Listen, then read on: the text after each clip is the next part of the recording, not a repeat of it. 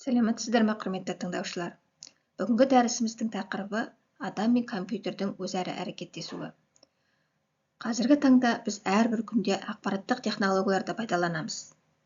Компьютерлер бізге ақпарат алмасуға, түрлі есептерді шешуге, жұмыс пен оқуда көмектесуге арналған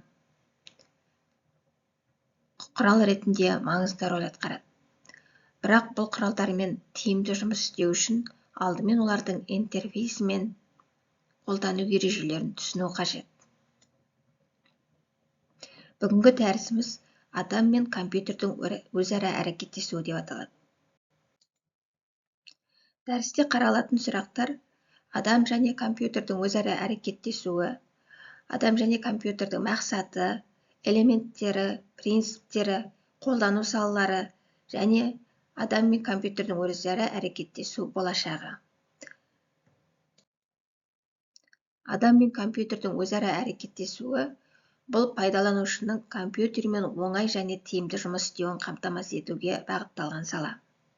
Бұл саладағы негізгі мақсат қолданушының жұмысын оңайлату және өнімділікті арттыру. Компьютерлер ақпаратты өңдей алады,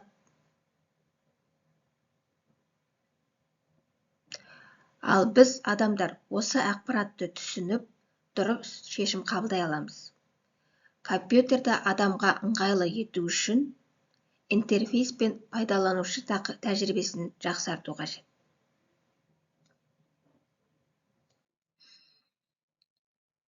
Компьютерлермен өзара әрекеттесуді қарапайым әрі түсінікті ету, қателерді азайтып, тиімділікті арттыру, инновациялық құралдар арқылы пайдаланушы тәжірибесін жетілдіру, адам мен технология арасындағы кедергілерді жою. Бұл адам мен компьютерлердің өзара әрекеттесуі кезіндегі интерфейстің негізгі қызметі болып табылады.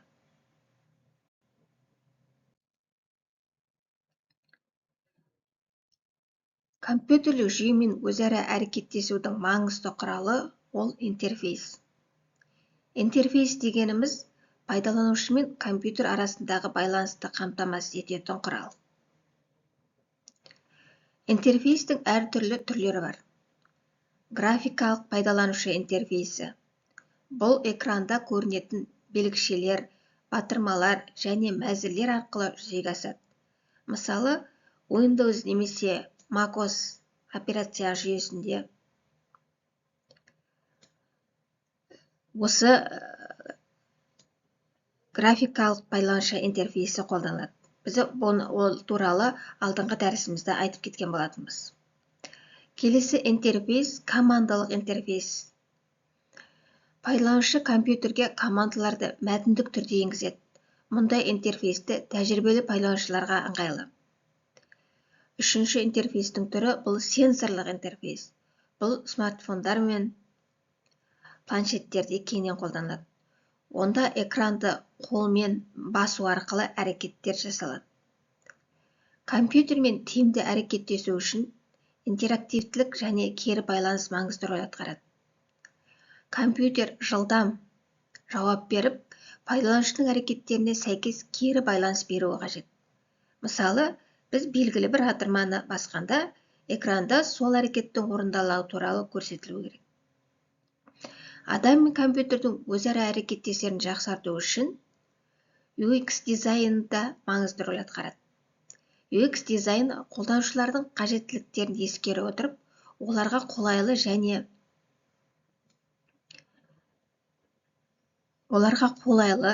және ыңғайлы интерфейстерді жасауға бағытталған.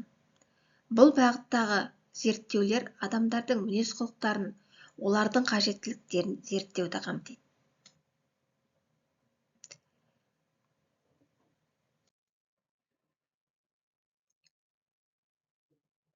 RCI принциптері. Біріншісінен қарапайымдылық. Қолданушы интерфейсі түсінікті әрі интуитивті болу керек.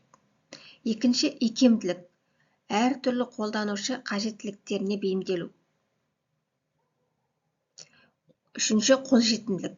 Барлық адамдар үшін, оның ішінде мүмкіндігі шектеулі адамдарға қолжетімді болуы. әрекеттеу барысында ақпараттық қауіпсіздік мәселелері де маңызды. Компьютер мен адам арасындағы деректер алмасу кезінде ақпарат қорғауды болуы мүмкін. Бұл үшін жеке мәліметтерді шифрлау, құпия сөздерді қорғау және кибершабуылдарға қарсы шаралар қолдану өте маңызды. Жалпы ICI интерфейстері бұл қолдану салалары денсаулық сақтау, мысалы хирургиялық роботтар мен денсаулық мониторингінде, білім беруде виртуалды оқыту жүйелері қашықтан оқыту кезінде, көлікте автопилот жүйелері, смартфон навигацияларда, ойын индустриясында VR, AR ойындары, интерактивті құралдар қолданып, смарт қалалар кезінде ақылды үй жүйелері, қоғамдық көлік монитордары қолдану салаларына мысал бола алады.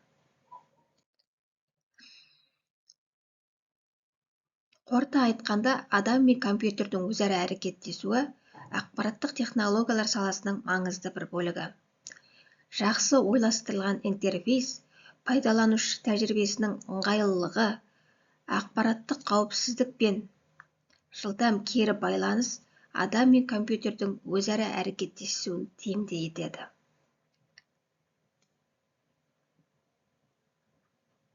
HCI болашағы бұл биоинтерфейстер, ми мен компьютер арасындағы тікелей байланыс, эмоционалды яғни жасанды интеллект, компьютердің эмоцияны тануы мен оған жауап беруі, толық автоматтандыру, смарт құрылғылардың күнделікті өмірге толық интеграциясы және әлеуметтік әсер бұл HCI технологиялары адамдар арасындағы коммуникацияны қалай өзгертетіндігі.